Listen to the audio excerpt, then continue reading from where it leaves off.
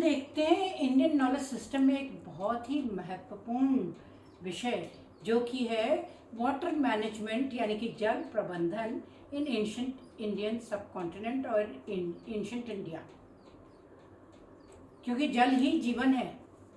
और उस समय में कितने बेहतरीन ढंग से का वाटर मैनेजमेंट था इंडिया में। We are proud of the fact because it is recorded. इस सबके प्रमाण हैं जो पाए जाते हैं ऋग्वेद में, यजुर्वेद में, अथर्ववेद में, छांदोग्य उपनिषद में, साथ ही में कौटिल्य के अर्थशास्त्र में जो 4th सेंचुरी में लिखी गई और 6th सेंचुरी में लिखी गई जो वारमहीरा की बहुत ही डिटेल्ड डिस्क्रिप्शन, खासकर उसके 54th 54वें चैप्टर में बृहद संहिता में। और ये तो रिटन प्रूफ्स हैं, साथ ही में कई एक चीज़ें मिली हैं, कैसे खुदाई में इसके फॉसिल्स मिले हैं, इसके प्रमाण मिले हैं। तो आइए इसको देखें हम अलग अलग फेजेस में डिवाइड करके, right from the Indus valley through the Vedic period to the Mauryan and the post Mauryan. ये इंडस वैली सिविलाइजेशन जो है ये लगभग 3500 से लेकर 1900 BCE यानी कि बिफोर दिस कॉमन ईरा, कहने का मतलब है मोटे मोटे 5000 वर्ष पुराना ऐसा ये इतिहास है। और उस समय में कितना बढ़िया वाटर मैनेजमेंट होता था, इसके प्रमाण हैं, उदाहरण है। कैसे? ग्रेट बाथ मतलब एक ऐसा स्नान गृह जो कि खासकर धार्मिक कार्यों में टोटली कम्युनिटी बेदिंग के लिए यूज़ करा जाता था। और इसकी जो कहते रहे ना, इसको जो वाटर प्रूफिंग करी थी उस समय में, तो उसमें कोलतार की परत पाई गई है, लेयर्स ऑफ बिटुमेन। इंटरेस्टिंगली आज के दिन में तो अब ये पाकिस्तान के सिंध प्रांत में है। Second example is Dholavira. ना Dholavira is a world heritage site of UNESCO. ये एक आइलैंड है रान ऑफ कच्छ में, खजरबट आइलैंड है, वहाँ लोकेटेड है। और क्योंकि इतना बढ़िया वाटर मैनेजमेंट सिस्टम का जीता जागता प्रूफ है, उसके अवशेष वहाँ सारे हैं। पहले जब खुदाई हुई थी लगभग 1967 में by Shri JP Joshi ji of Archaeological Survey of India, it was discovered during that time. And in 1990, the excavation was more in detail detailed excavation हुआ by श्री RS बिष्ट जी, और 2021 में स्टेटस मिला इसको वर्ल्ड हेरिटेज साइट का। आज के दिन में बहुत बड़ा टूरिस्ट स्पॉट है। क्योंकि ये दुनिया का बहुत ही खूबसूरत ऐसा स्थल है जहाँ की water management techniques were really excellent for those times. 5000 साल पहले की इंजीनियरिंग जो है उसकी, उस समय की इंजीनियरिंग देखने को आती है। और दुनिया का ही सबसे पुराना जो डॉकयार्ड है वो भी गुजरात में स्थित है, लोथल में। और डॉकयार्ड मतलब जहाँ जहाज़ों का, पानी के जहाज़ों का बनाते थे और उनकी मरम्मत होती। तो ये दिखाता है कि कैसे उस समय में भी water bodies they were used for trading, यानी कि व्यापार ऐसे वाटर बॉडीज़ के थ्रू कितना इम्पोर्टेंट था to raise the economy of the region. Moving on from the Indus valley civilisation to the Vedic period. Vedic period या वैदिक एरा जो है वो लगभग कहते हैं 1500 से लेकर 500 BCE बिफोर कॉमन एरा, उस वाले पीरियड को। और ये अहम क्यों है? क्योंकि हमारे वेदों में बहुत जिक्र है उस समय की वाटर बॉडीज़ का, उस समय की नदियों का, और इनमें से ऑफ कोर्स उस समय की इसलिए कह रही हूँ क्योंकि नाम दूसरे थे, लेकिन आज भी वो है सिर्फ सरस्वती को छोड़कर। जो सरस्वती नदी है, जो कि कहते हैं थार डेजर्ट के नीचे से, तो थार रेगिस्तान है, उससे गल्फ ऑफ कच्छ में समुद्र में निकलती है वो, अरेबियन सी में। तो ऋग्वेद के, खास कर ऋग्वेद के जो हमारा उसका 10वीं पुस्तक है, 10th मंडल कहते हैं, उसके 75th जो सूक्त है, मतलब सूक्त मतलब हिम, जो प्रेयर है, जो प्रार्थना है, 75th, उसके छठे और 7वें ऋचा में, वर्ष में, मतलब 10.75.6 and 7, छठे और 7वीं ऋचा में बहुत ही सुंदर वर्णन है, प्रार्थना है इन नदियों के लिए। इमं में Gange Yamune Saraswati Shutudri and so on, मतलब हे गंगे, मतलब माँ गंगा, इनको एड्रेस करते हुए, यमुना, सरस्वती, सुतलज, रावी, चेनाब, झेलम, हमारी प्रार्थना स्वीकार करो। इनकी ट्रिब्यूटरीज का भी इसमें जिक्र है।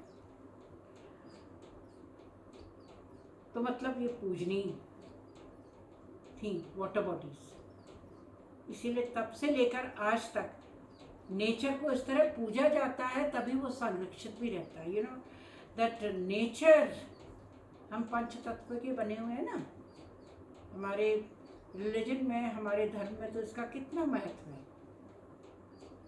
तो उन्हीं में से एक तत्व जो है, पंच तत्वों में से एक पूजनीय तत्व जो है वो है जल, जिसके बिना की जीवन संभव नहीं। तो Mauryan and post Mauryan period, जो कि 322 से लेकर 185 और उससे आगे 100 ये BCE, और उससे आगे प्रेजेंट 150 कॉमन इरा, और उससे आगे भी जाता है मौर्यन और पोस्ट मौर्यन।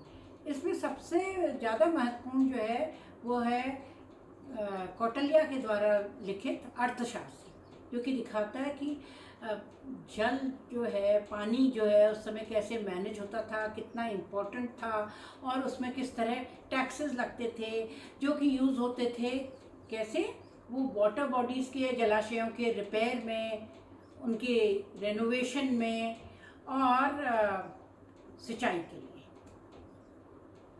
तो उस समय का बहुत महत्वपूर्ण एक लेक है, मैन मेड लेक है, जो चंद्रगुप्त मौर्य ने सैंक्शन किया था उस समय, और पुष्यगुप्त उनके मंत्री ने बनाया था। वो है सुदर्शन लेक, सुदर्शन या डैम भी कहते हैं उसको, सुदर्शन। इसके प्रूफ जो है, ये वो लेक तो आज के दिन में नहीं है, लेकिन इसके प्रूफ जो है वो 150 CE में मिले लगभग, इन द रॉक इंस्क्रिप्शंस, मतलब अंकित थे खुदाई में, जूनागढ़ में। उसके बाद जो है, जो वाटर मैनेजमेंट के कई एक उदाहरण मिले हैं, वो वरम हीरा के जो कि गोल्डन एज ऑफ गुप्ता कहते हैं, गोल्डन एज जो थी गुप्त पीरियड की, उसमें लिखा गया 6th सेंचुरी में। चाणक्य ने तो जो लिखा है वो 4th सेंचुरी का है। ये जो लिखा गया है ये लेटेस्ट है, 6th सेंचुरी में वरम हीरा के द्वारा लिखा हुआ जो बृहद संहिता है। बृहद संहिता में बहुत ही डिटेल में सारा डिस्क्रिप्शन दिया गया है, बहुत सारे एस्पेक्ट्स लिए गए हैं, जल का ही नहीं, वाटर मैनेजमेंट ही नहीं है, environment related issues and management and administration and economics, everything is discussed in that in detail, including the water management in the 54th chapter during the Gupta period in the 6th century. अब ये जो इतने सारे water management की अलग अलग methods हैं, इसके पीछे की टेक्निक के जो है उनको अलग क्षेत्रों में अलग नाम दिए गए। जैसे कि यूपी और राजस्थान में जो है वो इनको जोहार कहा गया। जोहार्स जो है वो चेक डैम होते हैं और इनको अब रिवाइव करा जा रहा है। जैसे हमारे पहाड़ में नौले होते हैं, पुराने समय के नौले जो वाटर बॉडीज़ हैं, उसी तरह जोहार ये नाम है इन चेक डैम्स का।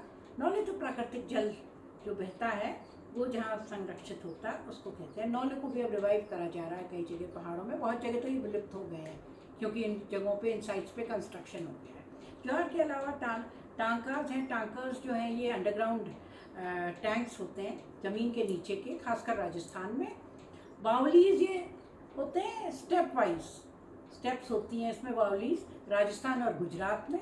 और इरी जो है ये साउथ में, बेसिकली साउथ दक्षिण भारत में जो जलाशयों का बहुत सारा नेटवर्क था, एक से दूसरे इंटरकनेक्टेड थे, इनको इरी कहते हैं। तो ये कई तरीके जल संरक्षण के तो हैं, लेकिन इनमें से एक बहुत इम्पोर्टेंट जो उस समय का बना हुआ डैम है कलनाई डैम।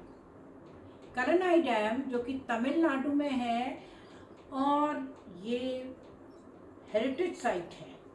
क्यों?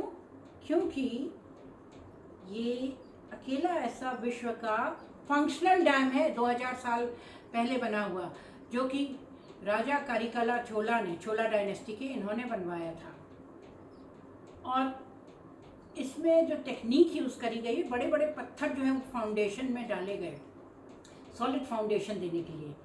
इस टेक्निक को सैंड फाउंडेशन टेक्निक कहते हैं। और ये 1080 फीट लंबा है, 66